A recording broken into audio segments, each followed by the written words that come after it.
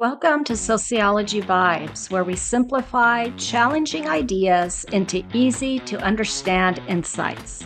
Stick around to see the world and your life in a different way. Today, our focus is on the explanations of macrosociology and microsociology. Imagine you are designing a city. Do you incorporate residential homes with retail spaces? What about entertainment spaces, businesses, and industrial spaces? How many green and recreational spaces do you design? What about health, education, and other civic spaces, such as courts and government spaces, public transportation hubs? How much space do you leave for further and future development, new streets, and emerging technologies? There is so much to think about here, isn't there?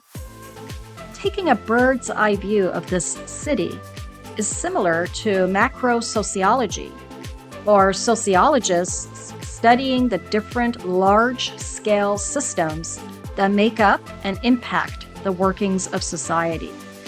For example, from a bird's eye view, the education system ensures that society has a way to pass on knowledge to younger generations and prepare them for the workforce.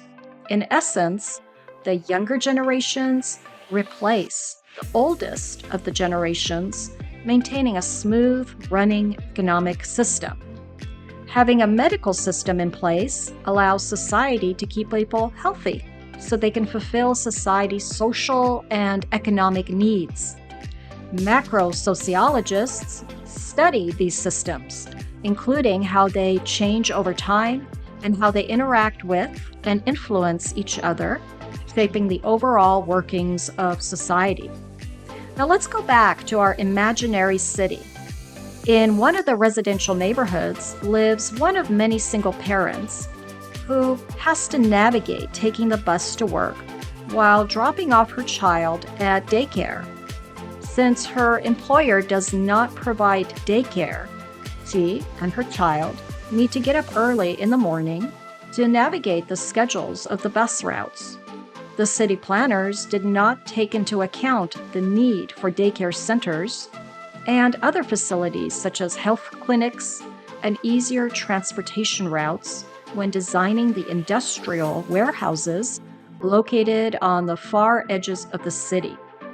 Warehouses that mainly employ workers at low wages, many who struggle with transportation and affordable daycare for their children. Let us now focus our lens from a telescope to a microscope and study the patterns and realities of daily living. Microsociologists study the interactions between individuals and the groups they're part of in their everyday, day-to-day lives. It's not difficult to imagine the stress of our single parent and the impact on her child. Yet, our single parent has formed strong bonds within her residential community with other single parents.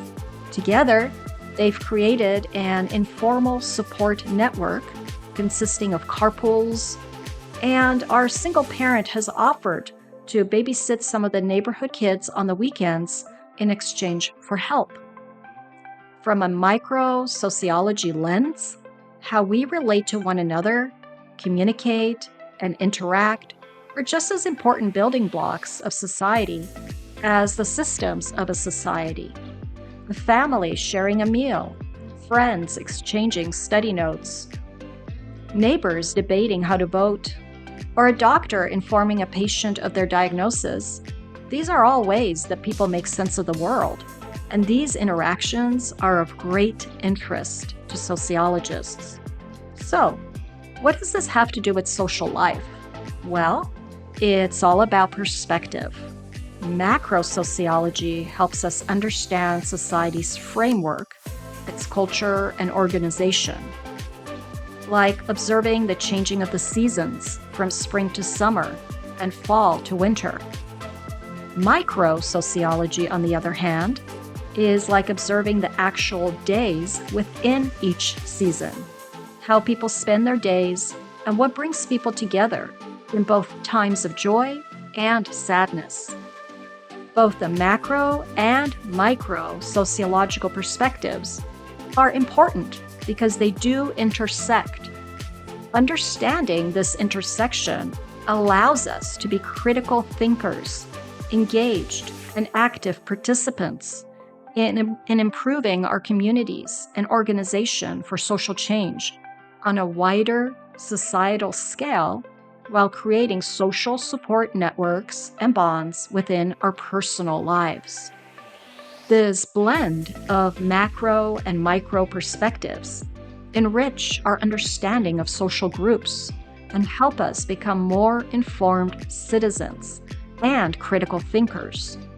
By appreciating the scale of social phenomena from the macro to the micro, we can better navigate our roles within society, from participating in social movements to enhancing our personal relationships. And this makes sociology worth exploring further, don't you think? Thanks for watching. If you found this video interesting, give a like, subscribe, and share your thoughts in the comments. See you in the next Sociology Vibes video.